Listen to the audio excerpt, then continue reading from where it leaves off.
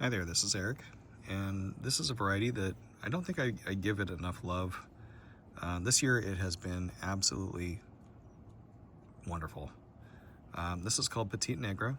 This one's got honey dripping out of the eye, and this should be an excellent example of this variety.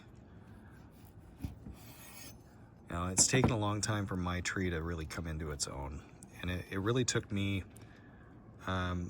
pruning it pretty heavily over the winter, and having the summer that we've had, the season that we've had, I've gotten some absolutely incredible figs from this one, and a nice light Brava crop.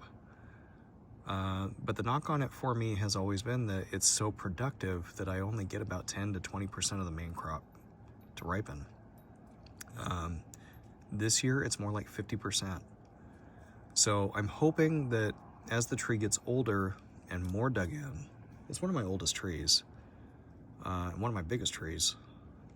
As it gets more dug in, hopefully it continues to ripen a little bit earlier and I get a decent portion of the main crop to ripen. I don't think I'm ever going to get the whole crop,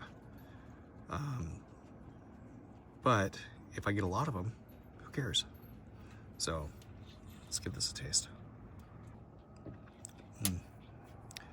Thick, rich, yummy berry figgy flavor. It's a nice one. I don't know if it's exactly the same as Violet de Bordeaux, but I think it's probably in that family. My guess is, but I don't know for sure.